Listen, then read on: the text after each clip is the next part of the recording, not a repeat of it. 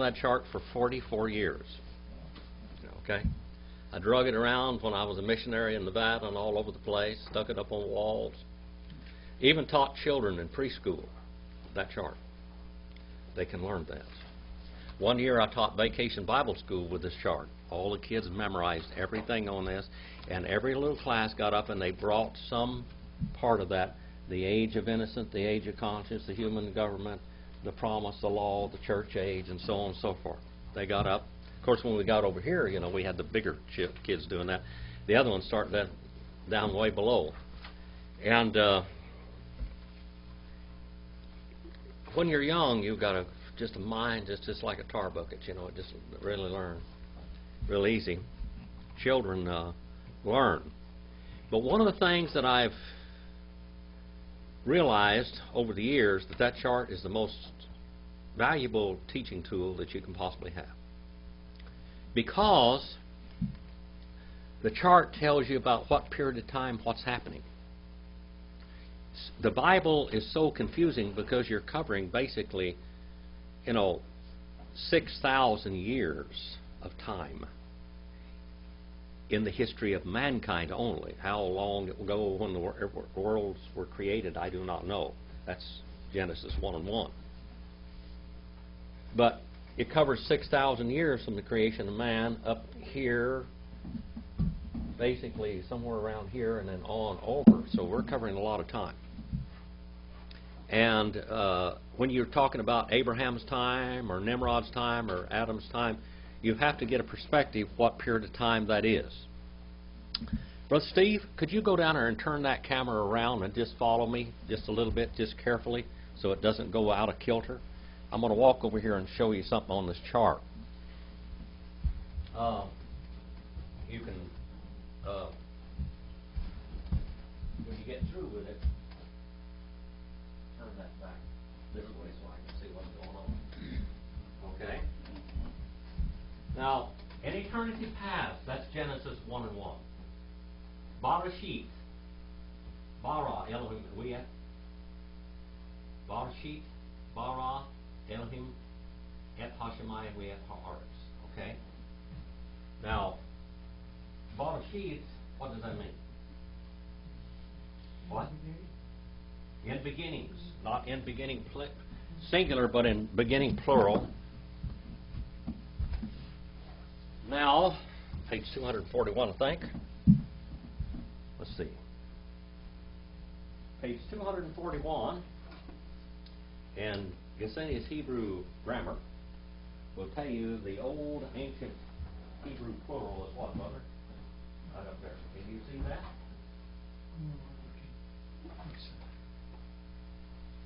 Of the plural.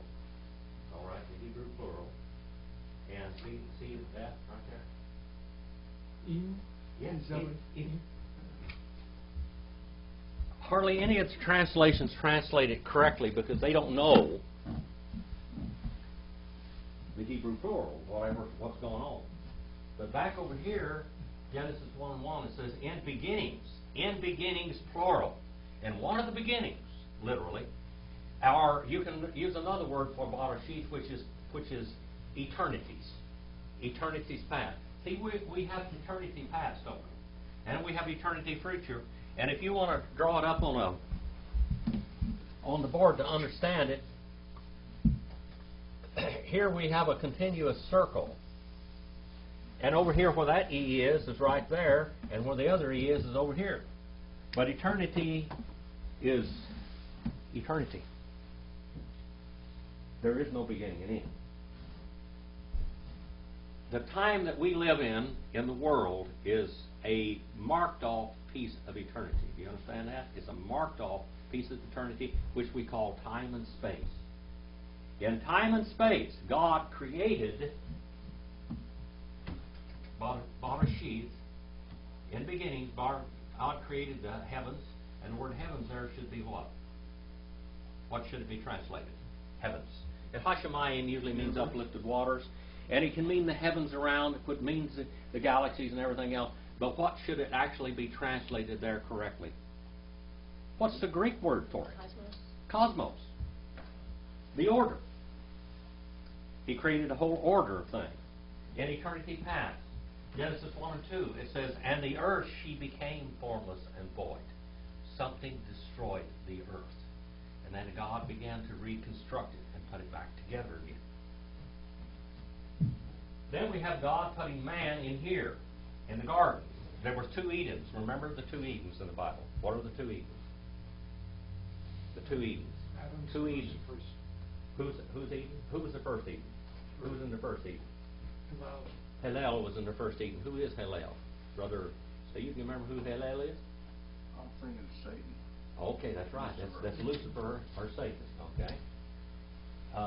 His throne room was in Eden, which was probably on the earth, and it was a beautiful throne room.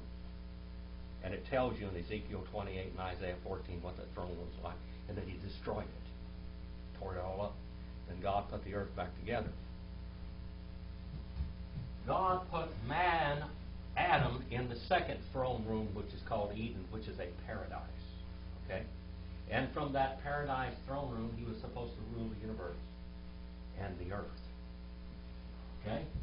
And man sinned.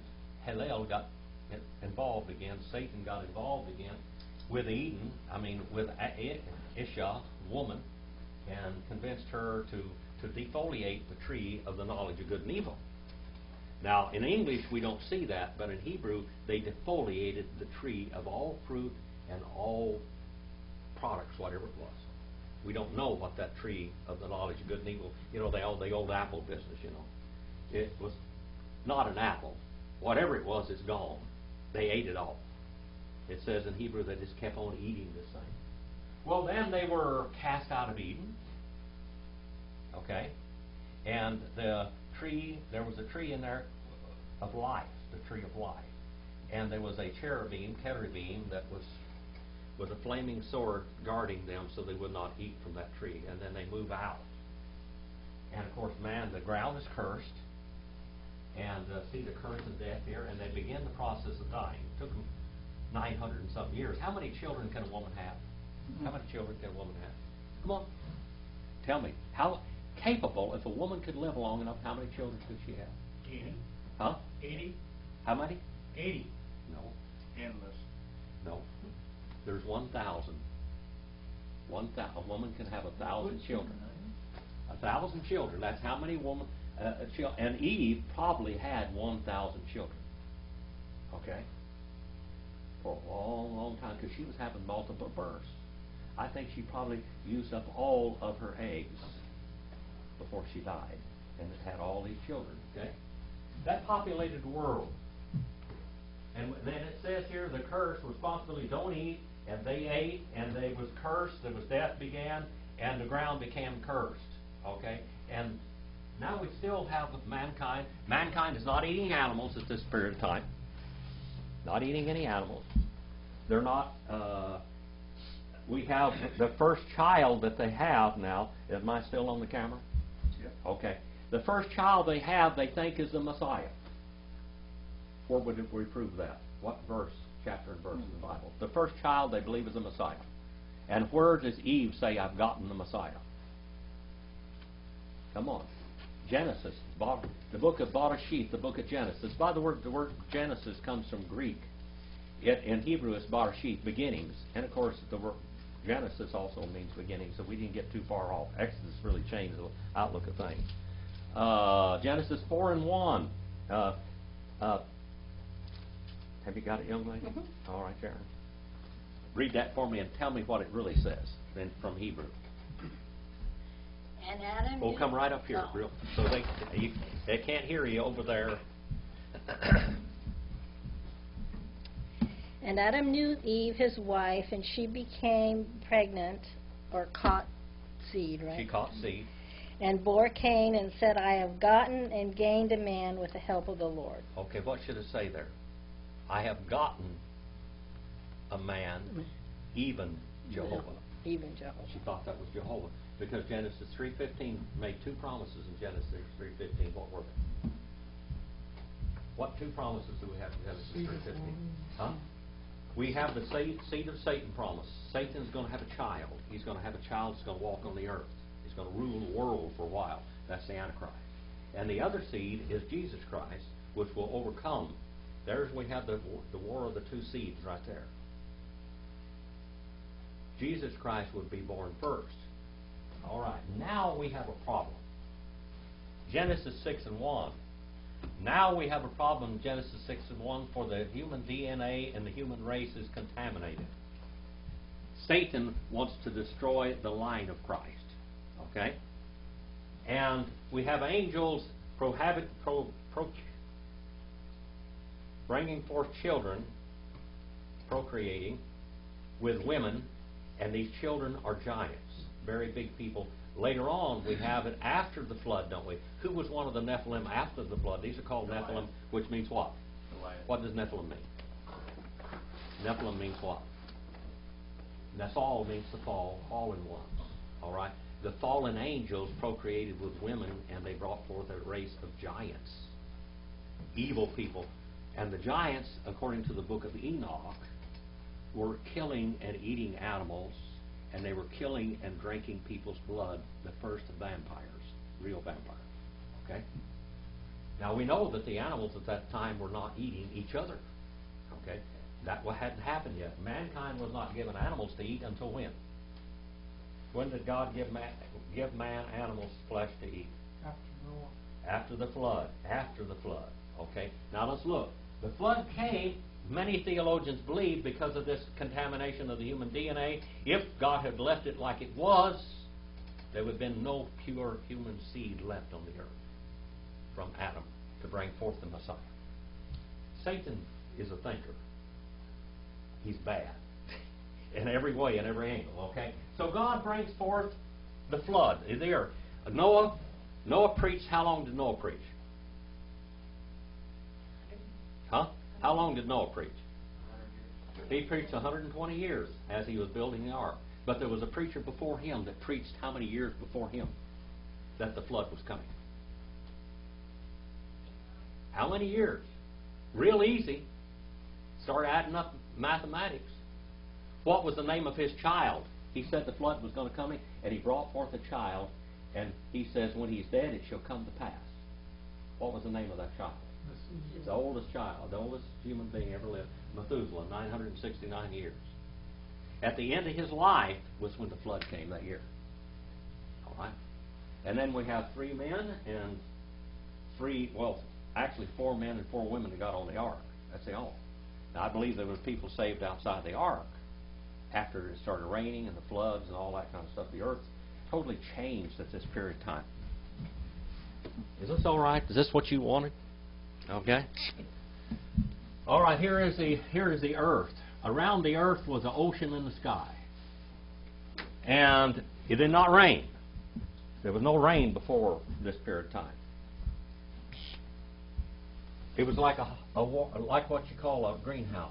Here's the earth. Okay. Now water was on one side, and land was on the other side. Land and water on the earth. The earth was not divided at that time. Okay. And the earth was what geologically is called a Pangea. Pangea or Gondwana. Say that, Pangea or Gondwana. What it means is land was all on one side. Now, all scientists believe in the continental drift theory. Did you know that? But the continental drift theory was a little faster than what they think it was, because the continental drift theory started when, in the days of Peleg, God divided the earth. That's when the languages were confused. Now, you asked me a question about the Tower of Babel. First of all, we have the flood. All the earth is flooded, the whole earth, what we call a universal flood. Okay? Now, in Europe, they have figured out there was a universal flood, at least in Europe. Everything was covered with water. How many of you have been in airplanes? Looked down upon the United States. Do you think there wasn't a flood out there? Have you ever seen a flood? What happens after the flood? You just look at the land down there. There's been a flood here. I mean, you can look at it and see that. Okay? Well, there was a universal flood. Noah and his 3 sons get off the ark, and those 3 sons populate the whole world. Okay? Now, we come here. And one of those sons is a kind of a bad boy. Texas bad boy. Texas bad boy, they used to have an old term for that, Texas bad boy. You remember that a long time ago, brother? No? That's too old for you? Guys aren't old enough to remember that. Anyway, Nimrod was a bad boy. He was the son of Ham. The Hamites are the ones that invented everything that was ever invented in the world. Music, every metallurgy, everything. They did it all. And they led out in the conquering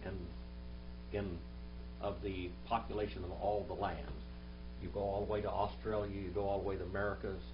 Americas was probably the most populated, the American continents were probably the most populated place in the world. And less disease here than any place in the world. Okay?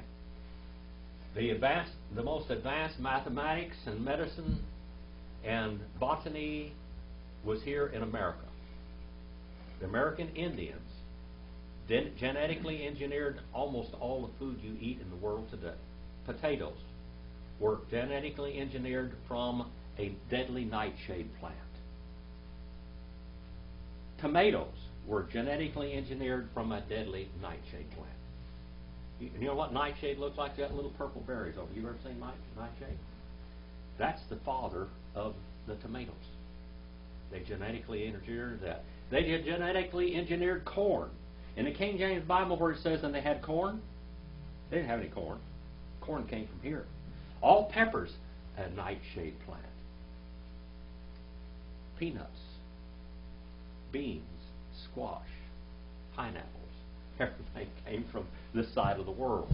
All right? That's where it all came from. When many people came to the American continent before Columbus did. Columbus did what you call the Columbian exchange. That's where he took things back. Europe was starving to death. What did they have in Europe to eat? They had oranges, carrots, lots of milk. Turnips. They had wheat and barley, and they were living on that. The cornucopia was over here. When they took it back, people in Europe didn't like potatoes because they were growing underground. They didn't like peanuts that were growing underground. And tomatoes, they're scared to death of them. But now, what would Italy do without tomatoes? What would the Chinese do without yams and peanuts? King Paul, there was a king in China, an emperor called, they named him Kung Pao chicken, Kung Pao this, Kung Pao that. He loved peanuts. The peanuts came from here. All right? Well, this was after the flood now. After the flood, all those Nephilim are killed, plus all the other humans on the earth. There's only going to be 3 people that populate the whole world. Ham, Shem, and Japheth. Ham are all the dark races. Those are the ones that would lead out. Okay? And then Shem means what? Name or monument. Pillar. Okay?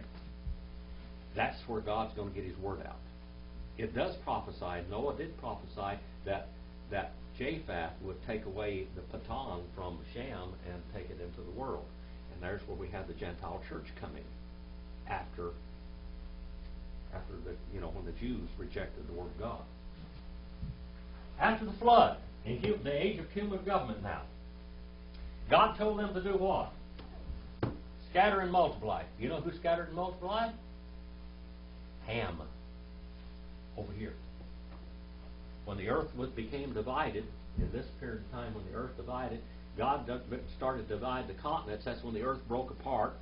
And, they were building great big buildings. The Tower of Babel was a large building. I mean, it is gigantic how big it was. It took days' journey to go around the base of it. Days' journey to go around it. I think a month to go around that.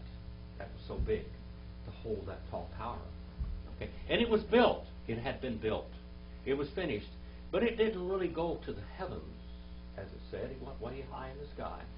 But it was a religious monument, and the person being worshipped was Nimrod. And it took like 6 months to get the stuff from the bottom to the top of it. The material as it were building, it was so big. It went round and around and around. The ruins of that still is over there in Mesopotamia. All right? Human government. Scatter, multiply. Human government is supposed to protect its citizens from the outlaws. That's what it does. This is when what we call the death penalty is instituted, everything during this period of time. They failed. They didn't scatter and multiply. They wanted to build big cities. You have big cities, what do you have? Crime, violence, all kinds of problems, okay? The judgment was the confusion of the languages. Everybody spoke one language. But then all of a sudden, people start speaking different languages and they can't understand each other and they go in different directions and God divides the earth. That's when the earth started dividing. When they got out there. How did the American Indian get over here? God divided the earth and they were here. Now you study archaeology and anthropology, you find out the Indians were always here. They were always here. Didn't come here, they were always here. Okay? And they are Asian, not Hebrew as the Mormons say. All right? So God divided the earth and He confused the languages. That's when the Tower of Babel was built. Okay? Right here. Now we come to a different dispensation or period of time, which is called the promise. And there is where we are almost, it's beyond where we were. It's in the book of Genesis now. And who was the father of the faithful and all that? What's his name? Abraham. Say it right. Abraham. Abraham. Now, what does Abraham mean? Huh? Father of a multitude. Okay? His name of beginning was Abram. Abram. Say Abram. What's Abram mean? Exalted Father. Exalted Father. Okay, it comes from two Hebrew letters. Aleph and Beth. What does Aleph and Beth? That's Ab. Okay, Abba means Father. What is the Aleph and the Beth? Head of the house. Head of the house. All right.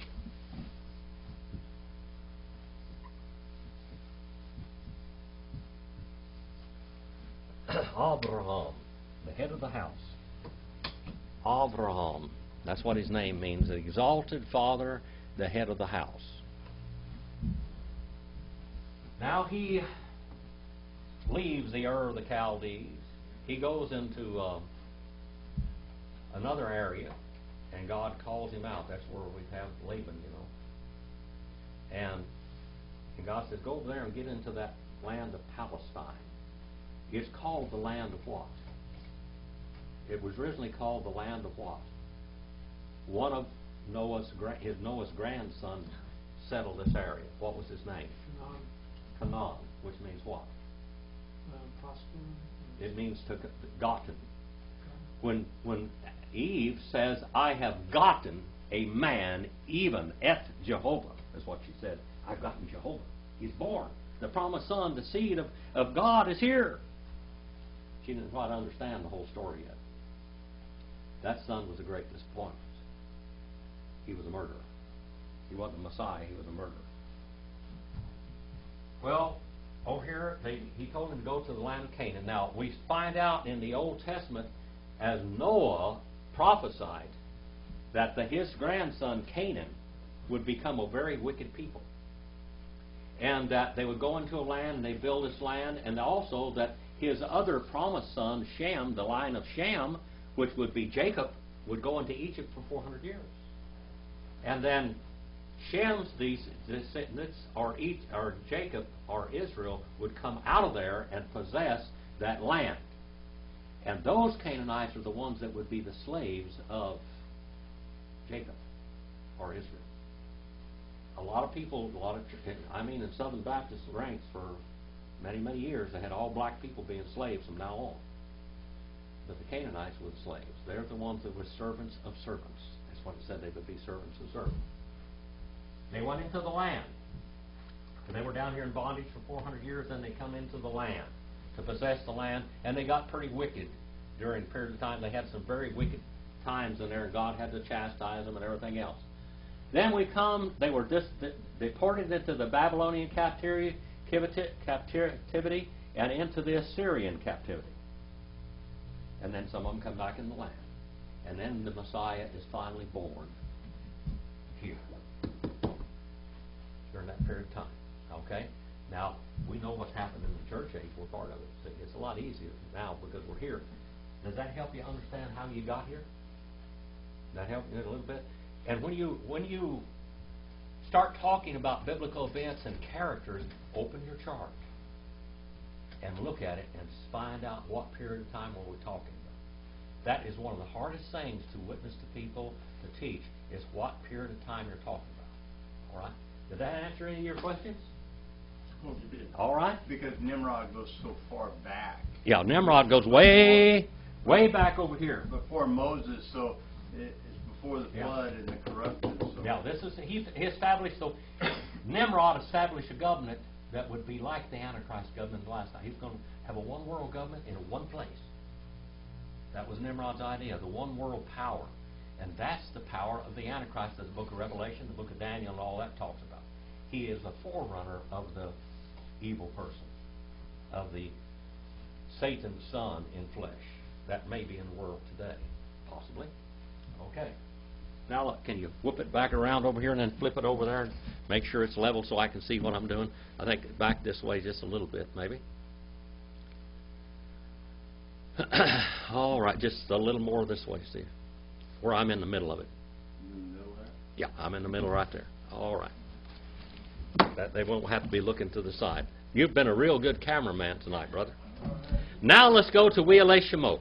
We'ele Shemot, the book of Exodus. Do you have any other questions? No? I got one. You got one. All right. Nimrod lived before the flood? Nimrod lived after the flood. Right after. See? Here we have the flood, and then we have this. We have Ham, and Nimrod is a son of Ham. So it was right Okay. after. Some people think he was a Nephilim. Now we find out that those people were great archers and killers and murderers of men. That's what they did. They murdered animals and men both. Okay. All right. And then the earth was divided because of what Nimrod did. That's why we had the division of the earth and the continents. By the way, how many of you ever heard of Atlantis? The continent of Atlantis. Atlantis was probably America. Here we have the Atlantic Ocean like this, and the earth begins to divide there.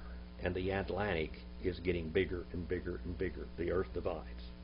As it goes off over the horizon, it disappears. And there's great civilizations on Atlantis, which is probably North and South America. Now, if you take your globe, if you got a globe at home, you know, a atlas or globe, you'll see where the earth was pulled apart. The earth is actually sitting on tectonic plates. It's floating on molten lava. Okay, and the earth slipped apart like that. By the way, earthquakes are very hazardous to buildings, aren't they? The greatest building on the earth was that Tower of Babel, and God shook it down by dividing the earth. Matter of fact, they couldn't build houses and live in them for quite a while after that started shaking. He shook down a lot of buildings over there during that period of time. And they had to live a nomadic life, which God told them to live anyway. Now, why did God bless most of the American Indians so much? Because they lived a nomadic life. They did farm, they did all kinds of stuff, genetically engineered all this food, but they lived a nomadic life, the biggest part of North America. South America and Mesoamerica, they had large cities there. When the conquistadors came over here from Europe and they lit down in the South America and they looked at those giant cities there, by the way, they all lived in what we call socialism. There was no money, didn't need any money. Everybody had a job, they had a trade, they went out and did something, they brought stuff in. It was everybody's, they go into the market and buy and get food without buying it. You just go and took what you needed. I think it was Pizarro that got down there and he looked in there and he said, I have never seen cities so clean. There's no rubbish, no filth in the cities like in Europe. The cities were cesspools. The gutters were literally toilets. Disease was rampant in Europe. And when they brought those diseases to America, that's what destroyed the American. There was between 100 and 150 million Indians on these continents when Columbus came here. Anopheles quadrimaculatus defeated more than bullets did and swords. Matter of fact, the Indians outarmed the Europeans 10-1. 10-1. Some of the greatest warriors and marine people in the ancient time were who? The ones that the American Indians descended from. Who were they? Who was the greatest culture on earth for a long time? And this is really an oxymoron. Who was the greatest culture in the world? They're Hamites, but who were they? Chinese? The Chinese. Chinese invented gunpowder. They invented stoves. They started piping gas into houses. They had money. They had the largest navy in the world. They invented everything. Medicine. Of course, American Indians working on that. The descendants of those were over here doing the same thing on these continents, okay? Same people. You check the DNA. It'll go back. It'll prove the Bible. So don't worry about the Bible being right. It's scientifically and medically correct. Period. Zero. No argument. You just go back and check your DNA and it'll go right back exactly where the Bible in the book of Genesis, 7th, 8th, 9th, 10th, 11th chapter, it'll go exactly back to Noah and his 3 sons. All right. Did that help you a little bit? Okay. Anything else before we get into the book of Wiyale Shemot? Let's go to the book of Exodus. All right. Let's study the law of God. All right. What's it called? The law in Hebrew. The what, Brother Roger? The Torah. Torah. The Torah. All right. Now we're talking about liars. We have got a lot of them in Washington, D.C., I guarantee you that much. And every capital and every state in the Union. First of all, they're lawyers. Second of all, they're liars and politicians after that. Problem children. Okay? Perjury. Exodus 20 and verse 16. Let's read it in Hebrew. Lo, ta'ane, valrariaka, ad, shakar. All right. And not you shall keep on answering, literally, against a friend, unto deception. This is what we call, you shall not bear false witness. About 20 years ago, I spent a lot of time down in the court system down here. And you know, I was very naive when I went in there. I really was naive. I got exposed to the bottomless pit. The abyss. I went down there and I saw people get up and lie on the witness stand. I saw papers poured out by these lawyers that were just nothing but lies. And I'd say, wow, these people are lying, man. This courtroom is supposed to be like holy ground. You swear on the Bible. I'll tell the truth and nothing but the truth, and everything coming in here is lies. What's going on here? Well, I found out that the old devil was down there. I think the American lawyers ought to have to do what the Queen's lawyers do. You know what the Queen's lawyers do over there? They swear allegiance to the crown, not to their clients. It is utmost. They swear allegiance to the crown. They will not represent a guilty person and say he's innocent. They will not do that. You can't do that because that's a lie. Boy, how many millions of dollars are spent in these court systems here in America to protect liars and killers and murderers. If you got enough money, you might be able to buy justice here. Okay, isn't that pitiful? Here we have that. This is one of the commandments of God. You shall not bear false witness. And not, we have this lo here, the word lo. What is that word lo there? Brother Stephen, have you figured that one out yet? Lo. This little word, lo. That's it right there. Lo. What is that word? What is that thing? Anybody know? That says right down there below it. An adverb of negation. And so an adverb is what? Something that's active. So how would we translate this into English? It would be kind of stumbly and kind of ridiculous to say it, but how would we do it? How would we correctly do that? Sharon, do you remember? Notly. Actively not. Notly. Notly. Notly you shall keep on answering or testifying. Second person masculine singular, cal imperfect. It's cal stem, which is basically the active voice. In perfect tense means what? Keep on doing it. Not you shall keep on. Men by nature are liars, aren't we? Where did we get it from? Adam and Eve in the garden. They've been walking with Jehovah God in His pre-incarnate form. That's Jesus in the garden there, by the way. All right, they're walking with Jesus in the garden. And they go over there and they attack the tree that's not theirs. Nahash. Say Nahash. Nahash is a serpent. Okay, Nahash. He's a serpent. And he talks Eve into going over there and start eating from the tree of knowledge. And she eats and she eats and she eats and she eats and she's just gorging herself. Eating and eating and eating. And then her husband comes up and he said, keep on eating this. So he keeps on eating and the tree is disappearing. And they keep on eating and they keep on eating and they keep on eating. And then it says in the original language, the voices of the footsteps of Jehovah. They heard the voices of the footsteps of Jehovah. Now, hear that? That's voices. They heard the sound of the footsteps of Jehovah God walking in the garden. And they ran and they hid. Why did they run and hide?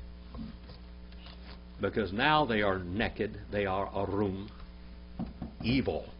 They have become thieves, they've become liars, they've become perjurers, they have become everything that is evil. And they hid themselves, and not only that, they first practiced the first case of false religion. What was the false religion that they started now?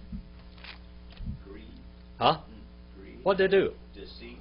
Now, what does false religion do? What does false religion try to do? Blame somebody else. Huh? Oh, well, but blame shifting, now that kind of sort. Keeps it from God, the one true God. Young. We can be like God. Well, that was what happened before. That's what happened before. We want to be like gods. Yeah, everybody wants to be like gods, okay? You see that in false religions. What does false religion try to do? What is the aim of false religion? It comes from the Hebrew word kafar. They made coverings. They became naked. Before the presence and the glory of God shone from them, they were clothed with the glory of God. But now they became naked, and they know they're naked. And what did they go out and do? What did they do to try to cover their sins? They made aprons of fig leaves and put aprons around them of fig leaves. Now, you know, how many of you ever been around fig trees? First job I ever got was picking figs. You know what I'm talking about, brother? They are scratchy and itchy. False religion does nothing but cause you pain. That's all. It causes you pain. False religion always asks more of you than what God does Himself.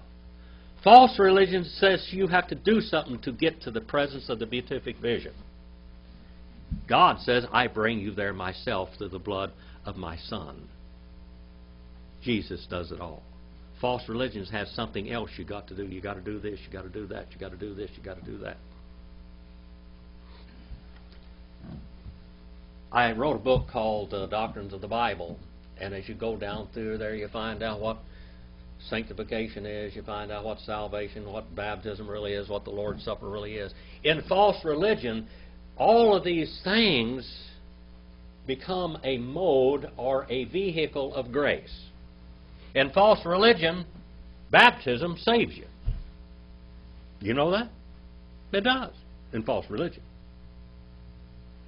Baptism becomes a vehicle of grace. It is a means of forgiveness of sins. So you're baptized. Acts 2:38 says, Peter speaking there, he says, you're baptized for the remission of sins, but that's not what it really says. In the Greek it says you're baptized because of the remission of sins. Extension or limitation of thought or verbal action, that little Greek preposition eis. All right? Just like that. Looks just like it does in English, in Greek. Baptism is not a vehicle of grace. Baptism is something you do because you are saved. Always in the Bible, everybody that was baptized had to make a profession of faith first. Believers' baptism, as Baptists call it. Believers' baptism. You baptize believers. You don't baptize infants. You don't baptize anybody for anybody. The Mormons have people baptized for the dead. 300, 400 years ago, everybody in your family, you go down and you're baptized by proxy for every member of your family. All right? To get them into heaven, because it's a vehicle of grace. But baptism is not a vehicle of grace. How about the Lord's Supper? In Catholicism, what is the Lord's Supper? What is the terminology for the Lord's Supper? What? The Eucharist. And what does it do? It is a vehicle of grace. And what is that vehicle of grace called? Sacrament. Huh? It's called a sacrament. And a sacrament means what? Something you do to get grace. You know what? There's nothing you can do to get grace. You believe in the Lord Jesus Christ. And that belief, that trusting, that faith comes from God too. It's all a gift, period. But the sacrament of transubstantiation, say transubstantiation. Transubstantiation. Now that was invented. That doctrine was invented way yonder. We can go back in church history and tell you when they invented it. The Catholic Church didn't begin as a Catholic Church. You go back to 300 and 400 A.D. and you find out they're Baptists back then. They all believed just like Baptists believe today. Okay? There's a little book called Trail of Blood. And if I can find it real quick. Summers. Back here is a little chart in the back of it. And it's a mess the way I did it here. See this one? It tells you the evolution of theology. You go back to 200 A.D. and everybody's Baptist. You go back to 100 A.D. and everybody's a Baptist by faith and doctrine. Okay? That's what they believe. By practice and faith, they all become Baptists. But we see the in 251 we have the division in Church of Rome. We have a liberal guy that wins, and the old Novatian, he loses out. And we have infant baptism, and we have Mary Arlet restarted around 400 A.D. 400 A.D. See, that didn't begin way back then. We have indulgences, the doctrine of indulgences started in the 600s. We have purgatory invented in the 700s. We had saint and image worship in 787. We have infant communion. Then we have the division of the Eastern and Western Catholic Church, the Roman Catholic and the Greek Orthodox. The Greek Orthodox are much more sounder in their thinking than what the Catholics are, because they have the Greek Bible. You know, the Catholics had banned the Bible and they killed. I've said that the Muslim faith and the Catholic faith are like this. In the Dark Ages, the Catholics killed between 50 and 100 million Baptists. 50 and 100 million. That's just about depopulating the world, people. This is all real figures. In 1100, we have the doctrine of transubstantiation. And their idea of transubstantiation, now I don't know if you know that are Catholics, but you can witness to Catholics. There are a lot of good Catholics.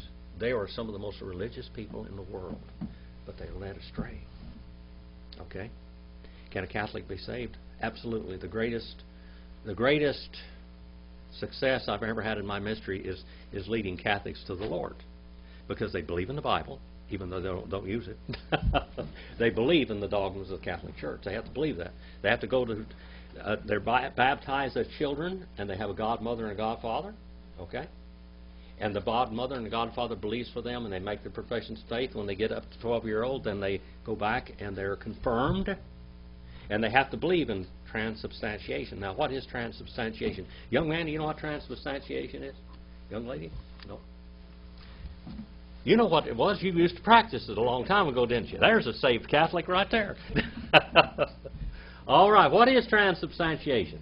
Where the wafer becomes God. Where the wafer becomes Jesus' body. And where the cup becomes his blood. Literally now, you have to believe that.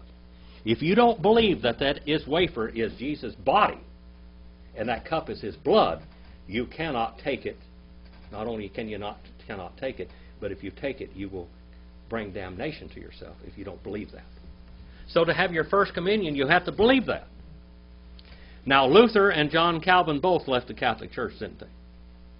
They were both Catholic priests. Even though not Martin Luther, but John Calvin was never ordained as a Catholic priest, he was a Catholic priest, and he preached in many Dominican churches. Okay? And John Calvin was a lot more sounder than Luther was. Luther is what we call, he's the originator of the Lutheran Church, and John Calvin is the originator of the what? Presbyterian Church. Okay? Martin Luther left the Catholic Church. He went and made a trip to Rome. And in his own words, he said, the closer I got to Rome, he said, I believe the closer I got to hell and the bottomless pit. He said, as I got closer and closer there, I saw all the corruption of this great church. And so he wanted to reform the Catholic Church. That's what we call the Reformation period between Luther and Calvin. Okay? He wanted to reform. Both of them wanted to reform the Catholic Church. That's why they kept preaching in these churches. They got in a lot of trouble. If the Catholic Church hadn't been fighting so many wars, they probably would have put a hit out on Martin Luther and killed him. And, of course, Calvin went up in northern Europe and started his own little colony up there. And he brought in what they call the City of God. He started legislating. All of these churches all believed in the church and state, married. Baptists always believed in separation of church and state. You hear that term now, don't you? Separation of the church and state. That's a Baptist term. Baptists wouldn't even get a marriage license for 1900 and something years. Wouldn't do that. In some primitive Baptist church today, if you go out and get a marriage license and get married, they will exclude you for spiritual fornication because you become a part of the state when you went out and did that. Baptists always would be married by a minister, the marriage ceremony, and they would write in the Bibles. This is where you have the old family Bibles. That's Baptist doctrine. That's Baptist. They would write in when the man and the woman got married. Other people didn't do that. They all went along, they believe in all church and state. The only colony in America that was a freedom of religion was what colony? Rhode Island.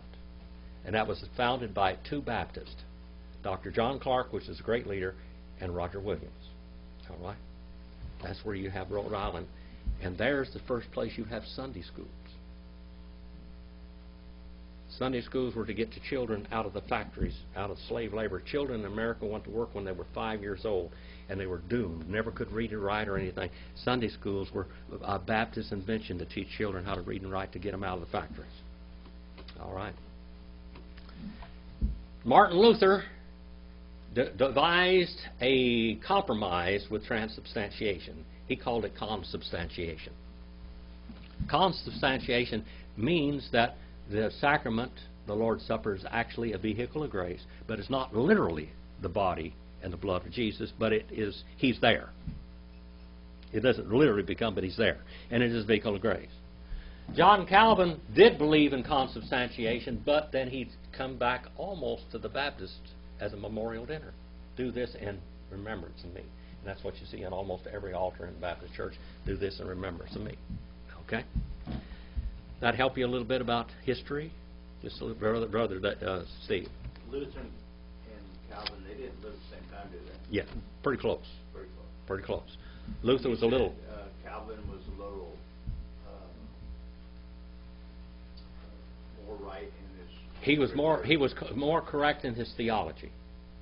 And basically what we call, and I've done this before, we have anti-lapsarianism, we have super-lapsarian, we have infra-lapsarian, sub-lapsarian, and post-lapsarianism. And I know those are probably totally... Did anybody know what I just said? You a little bit. All right. That's the different degrees of Calvinism. We go all the way from anti or super-lapsarian. That's the pure five-point Calvinist. They believe all tulip.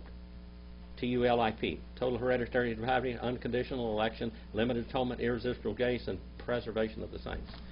Now, I'm a Calvinist by doctrine. I mean by practice. I believe in some of those points. I don't believe in all five of them. Okay? But I'm not a five-point Calvinist, but there are many five-point Calvinists in the world. Okay? Baptists believed some of those 5 points ever since Jesus Christ. They believed in the security of the believer. Once you've been saved, you're always saved. If you're genuinely saved, you're always saved. We're all depraved because we're all children of Adam. Okay? And we're all unconditionally elected because there's nothing in us that would make God like us. Period. Okay? We won't go into that tonight. That's just out there, okay? If you want to study that, you can go some of the classes that I've taught. I go into it in depth. I even have a chart to show you all of this, okay? What degree it is. Exodus 23, 1 and 7, Deuteronomy 5 and 20, Matthew 19, 18, Leviticus 19 and 18 are cross-reference to this. Also Romans 7 and 7 and 13 and 9, Ephesians 5, 3 and 5, Proverbs 6, 29 and Matthew 5, 28 are all cross-references to this very verse right here. Not you shall keep on against a friend. How do we know that's against? What part of that little word there tells you it's against? To or against? Or against? The beth on the front of that. Variaka. Okay? Page 946 on Brown, Driver, and Briggs is where you'll find the root of that. Beth on the front, it means against a friend. Against a friend. Unto, that little word odd there, that little for the purpose of. Odd, against, or for the purpose of deception. A falsehood. Deception. Shakar. Shakar. Shakar means to lie. Shakar means to deceive. Nahash. Look at that word, Nahash. Nahash is what? This deceiving one. Nahash, the serpent, the deceiving one. Do you have any questions concerning this? You shall not do that. You shall not keep on doing this. Man by nature is a liar. Man by nature is a grabber and a thief, and he is a greedy. He wants all of these things. Man by nature wants that. It's not the good nature in man. It's not the godly nature, but the ungodly nature of sin in man that wants that. All right. We are all liars and perjurers by nature. It takes Spirit of God to straighten us out. All right, now verse number 17. Lo, Chachmod, Beth, Reika. Lo, Tachmod, Esheth, Reika. We Abadol, we Amato, we Shoto, Wachamaro, we call Asher Leriaka. All right. See there, you can read Hebrew easy, can't you? Nothing to it. Nothing to it. Like falling off a log. Notly again. Notly, you shall keep on desiring. Not you shall keep on desiring. A beth. All right, beth. Beth. There's the word for house, isn't it? How about the name Bethlehem in the Bible? What's that mean? Bethlehem. You know what that Bethlehem means? House of bread. House of bread. See, the word Beth comes right from it. Have you had any of your Hebrew before a little bit? Some? No? No? All right. You shall not keep on desiring your neighbor's house. You shall not keep on desiring. We all do that, don't we? Well, I wish I had a house like that. Yeah, we do that. And your friend, the house of your friend. Look at that. Riaka, your friend. And then not, you shall keep on desiring Isheth. Isheth. Isheth comes from Isha. Isheth comes from Isha. What does Isha mean, Brother Stephen? Isha. All right, it comes from the root ish. Ish. All right. Pamela, what does ish mean? Remember what ish means? Ish. Huh? How about Roger? Man. Ish is man. All right. Now, woman is called Ishsha. Ishsha. Ishsha means out of man. Where was woman taken? Out of man. Man is the primary creation of God. Woman is the secondary creation of God. You get a lot of things from Hebrew. Boy, the Hebrew is just going to explode in your mind. The things that are in Hebrew. God didn't create man from mud, nor dust, nor clay. He created him from the same elements that dust or clay is made from. Man is the primary creation of God. Man came right from the hand of God, from the material of God. God says He formed man as He formed the dust of the ground. Now, you won't get that in any translation. That's got to come out of Hebrew. God formed man as He formed the dust of the ground, and He breathed into man the breathings of lives. And the word Adam, or man, again. What's the root of that, Brother Roger? Dam. What's that dam mean? Blood. Blood or red. Okay. God formed man. He was a physical being, and He made man in His physical image. The image of Jesus Christ before He became flesh. This is what we call pre-incarnate. The pre-incarnate Christ. Pre-incarnate.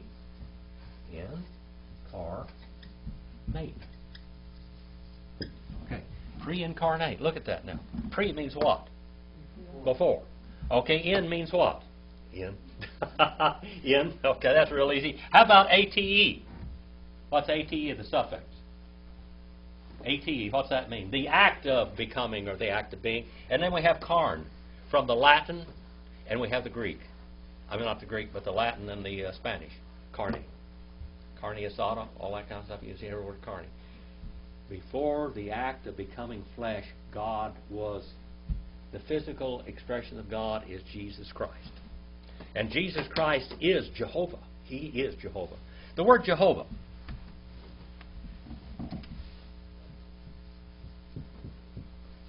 What's the root of that word, Sharon? Jehovah. That's the name Jehovah. That's the name of God, by the way. Page 224 and 243. Okay. What does it mean? To become. The name Jehovah means the one who shall become. Where is the fulfillment of the New Testament of the Jehovah title? John 1:14. Who can quote that for me in Greek? At least the first part of it. Sharon? Stephen, can you quote that? No? Okay, start me out. Kai. Kai logo starts. Kai ho logo sarx aganeto. Kai and ho, the logos, the word there. And this word here was always called ha-davar in Hebrew, which means what? The Word.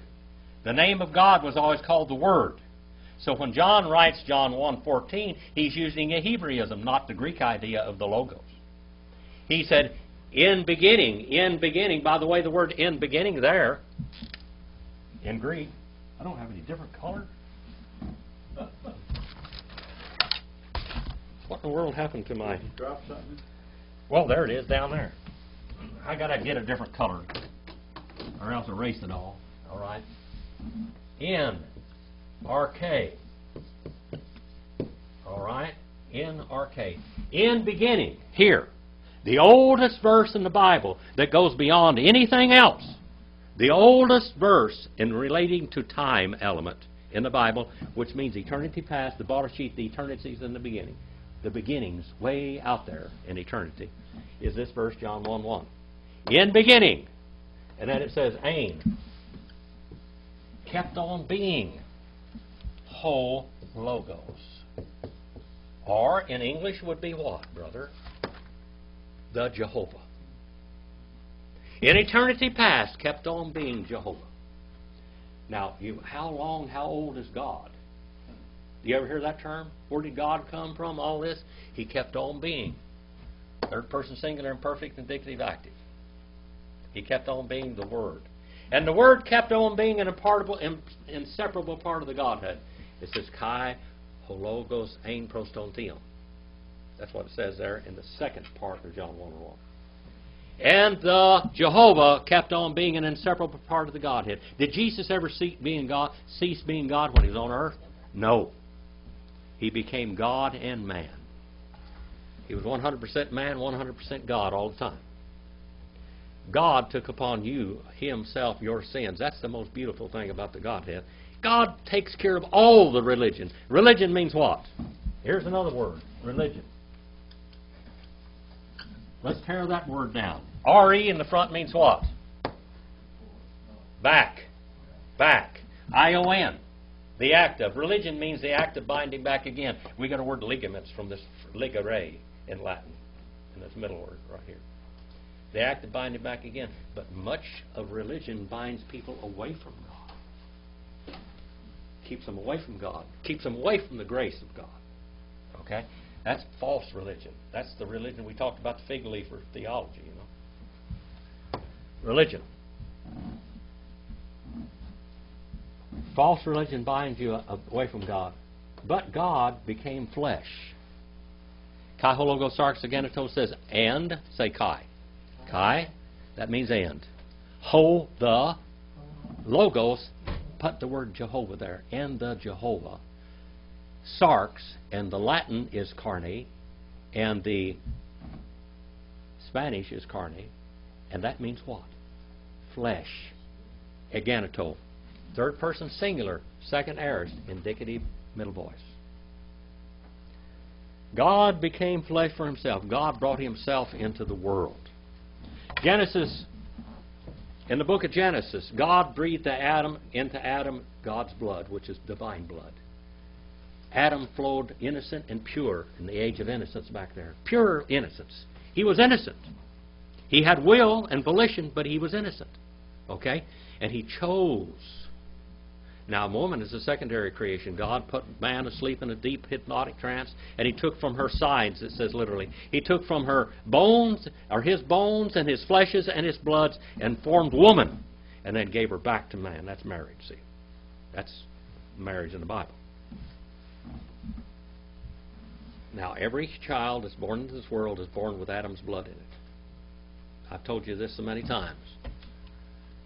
All the blood in the human race came from Adam, except one person. Who's that? Jesus Christ. His blood came from God himself. The seed which God put into Mary was God's blood. And this is God the Son in flesh. God became flesh. Kailogo sarx agenital, and the Word of Jehovah, fleshy became and dwelt among us, and we saw his glory. The glory as the only begotten. John 1:18 says, and no one has seen God at any time, but the only begotten God. He has led himself out, literally is what it says. Greek is beautiful. Hebrew is beautiful. It really explains definitely the Word of God and God's plan. Brother Stephen. Blood's passed through the seed. Yes. When you talk about the pre-incarnate, would that be also considered a theophany? It is a display of God in flesh. Before we have, how many people saw Jehovah in the Old Testament? How many people saw him? All right, first of all, Adam saw him, and Eve saw him. Okay, we have two of the people there. Who else saw him? Abraham saw him. Jacob wrestled with him. Jacob wrestled with him. Noah. Yes. These people saw Jehovah. Who else in the Old Testament period of time saw Jehovah? In all his glory almost. Moshe.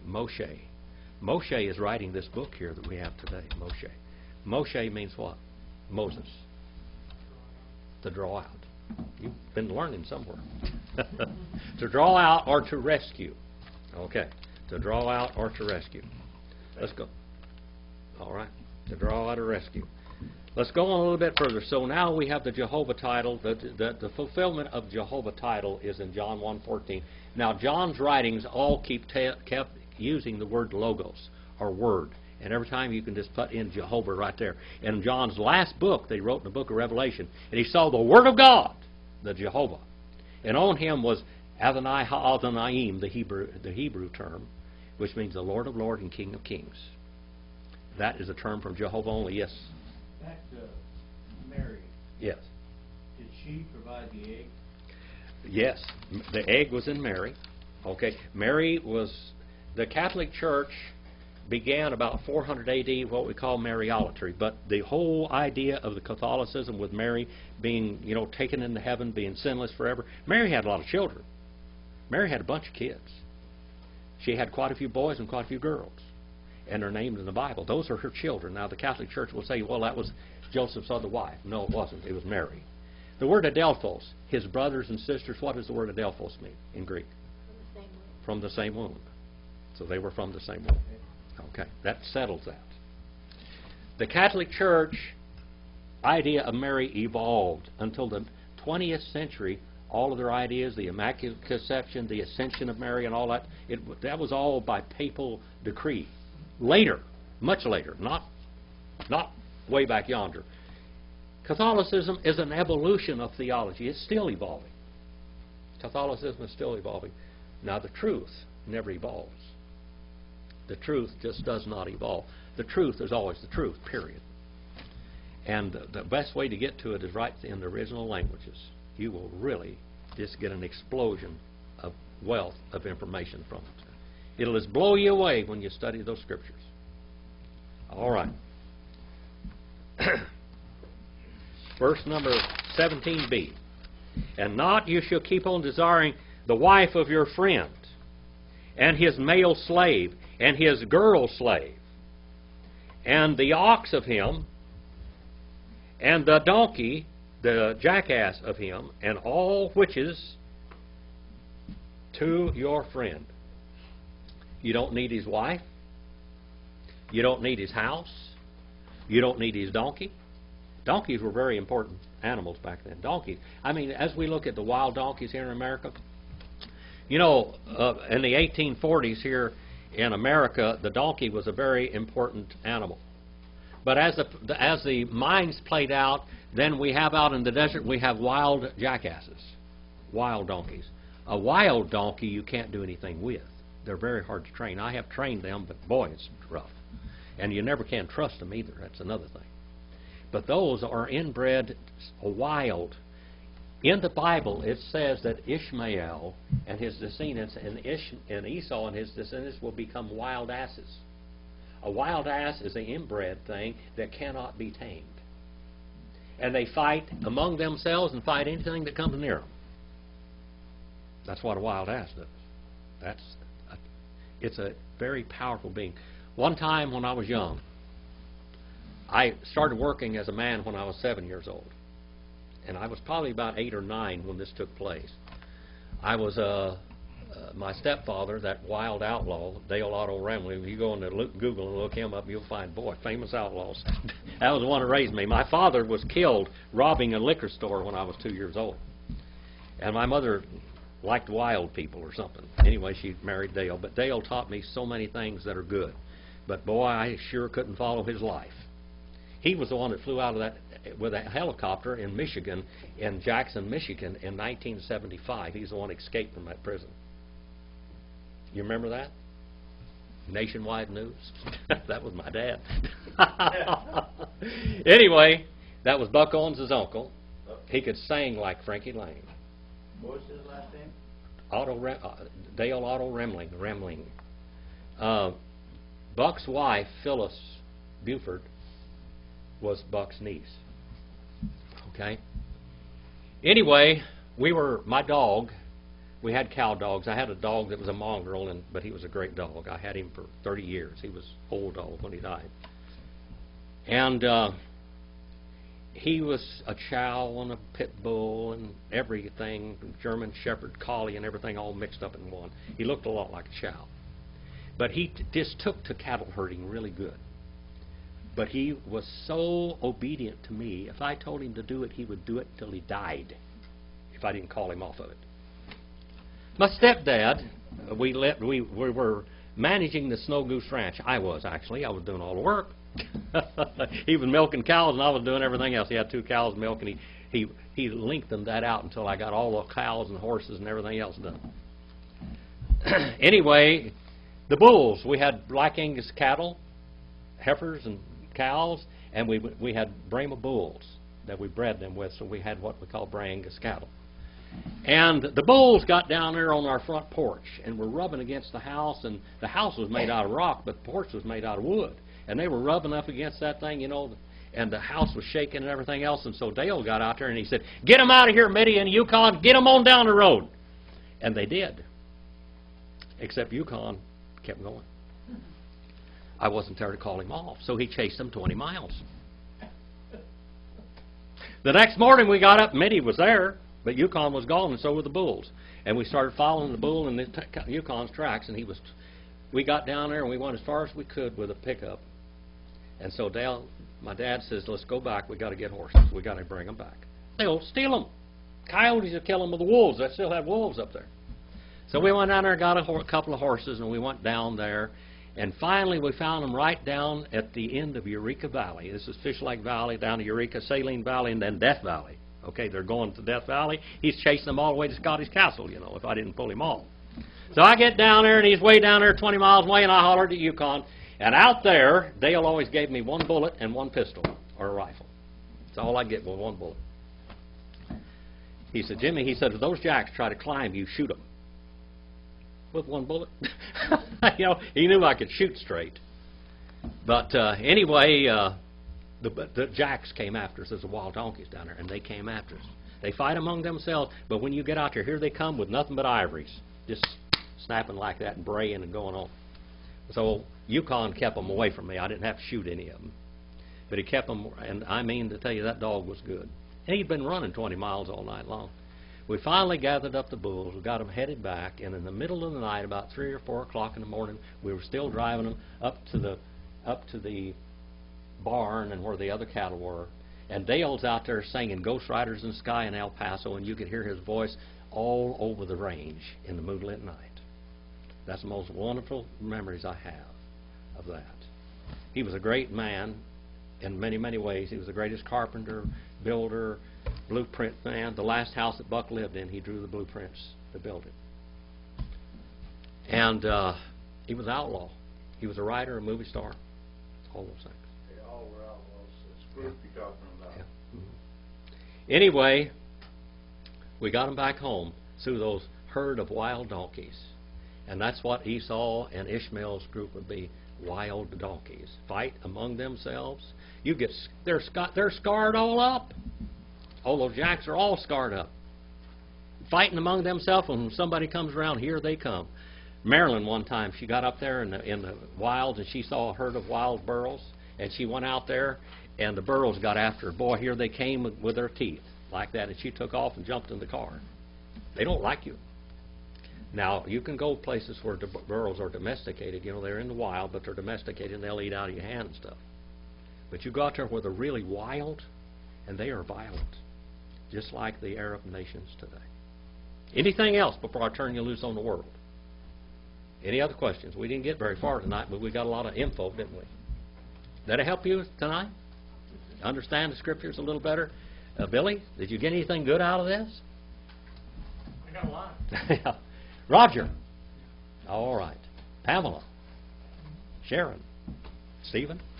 You remember I told you it's those little tiny stories you throw in there make you remember. That's the right. Hebrew That's why I story. threw that story in there, see. The wild donkeys. I got Yes. on the coveting. Coveting. Is there a difference between wanting what your neighbor has or wanting something like what your neighbor has? Is that a goal for yourself? I would like. You can something set a like goal that for someday. yourself, but not if you're wanting that. Yeah, you that. don't want to take it away. You want to take it away. Yeah. The idea is to take it. That's why we have all the thieves in the world.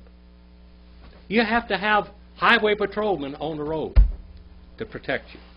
You have to have policemen and sheriff officers walking their beats to protect you from other people desiring what you have.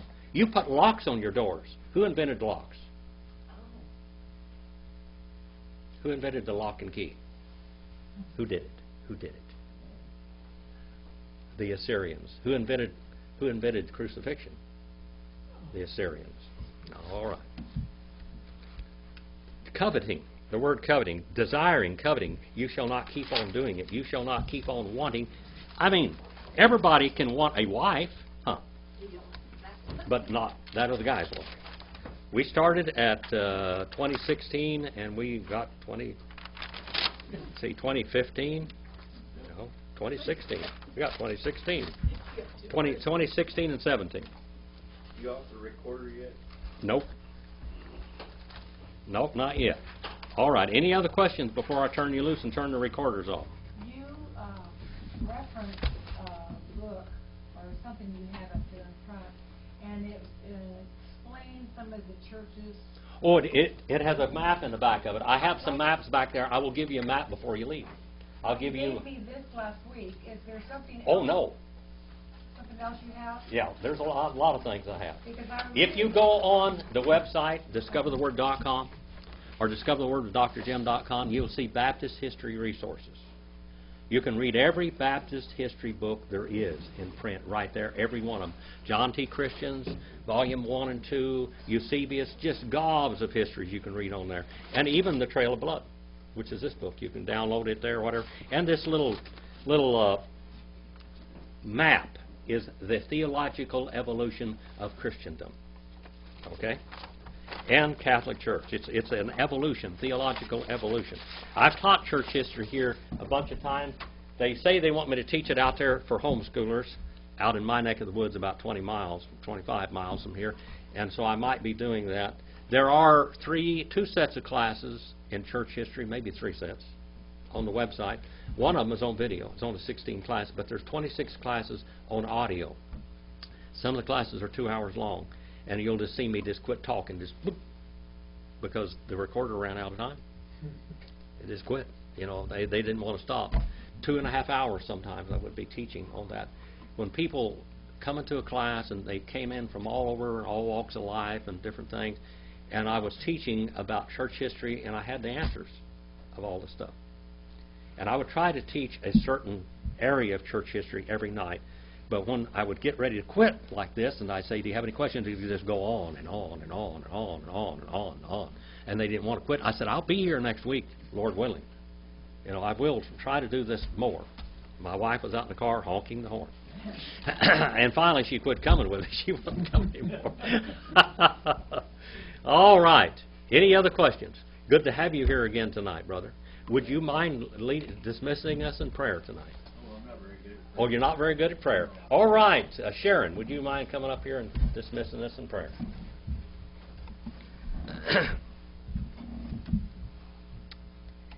Father, we just thank you for this session of learning and questioning and just opening up just so many thoughts. My mind is kind of racing. I feel like I'm juggling all these different things, and it's wonderful, and I thank you.